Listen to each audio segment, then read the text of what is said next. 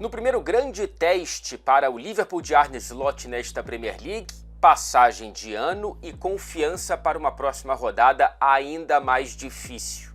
Depois de vencer o Chelsea em Anfield por 2-1, jogo decidido nos detalhes que a gente vai se debruçar aqui ao longo desse vídeo, o Liverpool visitará o Arsenal em Londres, no Emirates Stadium, no próximo fim de semana, na próxima rodada de Premier League. Então é o começo de uma sequência de jogos mais duros do que o Liverpool teve até antes de receber o Chelsea neste domingo dentro de casa. Isso porque antes dessa partida, o adversário mais bem colocado da Premier League que o Liverpool tinha enfrentado havia sido o Nottingham Forest, 10º colocado, e perdeu, em Anfield, no único tropeço até aqui, no único jogo em 8 rodadas que o Liverpool deixou pontos pelo caminho. O Liverpool, que segue Liverpool, está com 21 pontos, com 7 vitórias e 1 derrota nessas 8 primeiras rodadas. Então agora começa a enfrentar times mais bem colocados e mais bem preparados e com mais ameaças e armadilhas para oferecer, como foi esse Chelsea de Enzo Maresca. O Chelsea perde o jogo, mas acho que não perde em sensações positivas deixadas até aqui nesse começo de temporada. São 2 novos treinadores para esta Premier League. O Enzo Maresca estava antes de ir para o Chelsea, estava no Leicester, então disputou a 2ª divisão inglesa na temporada passada, e o Arne Slot estava no Feyenoord. São 2 treinadores que surpreendem positivamente nesse começo de temporada, com 2 heranças muito diferentes, O Arne Slot, ele pega uma herança redondinha do Jürgen Klopp, porém com praticamente nenhum apoio em termos de contratações da diretoria, que só trouxe o Federico Chiesa para essa janela de transferências. E em paralelo, o Maresca, ele chega num Chelsea à deriva em termos de comando técnico, sem uma herança muito positiva. A gente lembra como foi, por exemplo, a passagem do Pochettino e de vários outros treinadores nos últimos anos, desde a saída do técnico Thomas Tuchel. Essa gestão Bowley acerta pela primeira vez, a princípio, na escolha do comando técnico, mas se não tinha a organização de um trabalho anterior, o Maresca pelo menos recebe mais uma janela de transferências muito recheada. É um Chelsea que se caracteriza por vender muito e comprar ainda mais, então é um elenco muito inchado que o Maresca está administrando muito bem até aqui. É um jogo que, se você olhar para esse Chelsea, você pode até sentir que faltou um pouco mais de organização para tentar buscar o 2º empate na partida, depois que sofreu o 2º gol do Liverpool, mas eu acho que seria exigir demais de um início de trabalho que ainda busca o próprio caminho, mas já demonstra pelo menos alguma direção. Do lado do Liverpool, Mohamed Salah, ele monopoliza as manchetes e é o principal protagonista desse jogo, por mais que muita gente elogie com razão a atuação do Curtis Jones. Não acho que foi uma atuação tão grande assim do Jones, mas ele acaba sendo decisivo. Ele sofre o pênalti do primeiro gol e marca o 2º, mas para mim mais importante ainda foi o Salah, porque não só converte o pênalti do primeiro gol, como faz com que o gol do Jones aconteça com um passe que ele tira da cartola. É um passe absolutamente mágico de Mohamed Salah para o Liverpool conseguir essa vitória, repito, importante no começo de uma subida de uma ladeira mais íngreme do que havia enfrentado até aqui.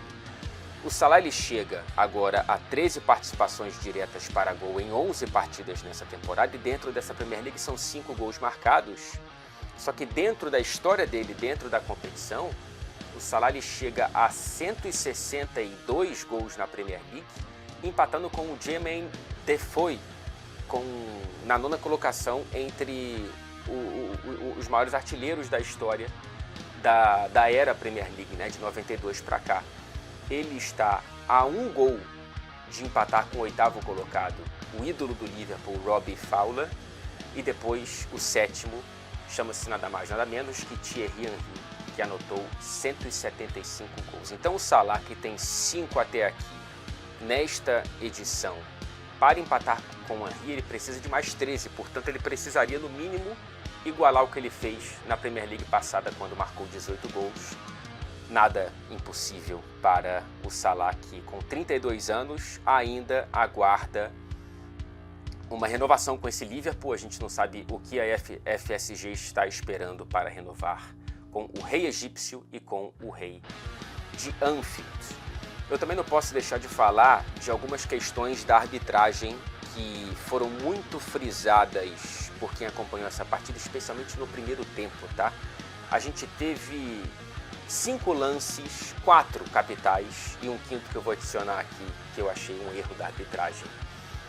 Vamos lá. O primeiro, por que o Tosin, o zagueiro do Chelsea, não levou o cartão vermelho quando ele faz uma falta muito parecida com a de William Saliba, que levou o cartão amarelo pelo árbitro, mas transformado em vermelho pelo VAR, na derrota do Arsenal para o Bournemouth neste sábado. E um lance muito parecido porque o VAR pediu para o amarelo do Saliba virar vermelho e não o amarelo do Tosin virar vermelho.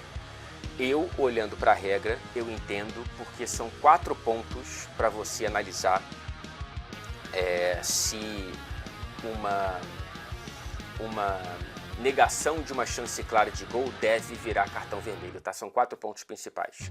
A distância entre a infração e o gol, muito parecida, né? Do Saliba e do Tosin.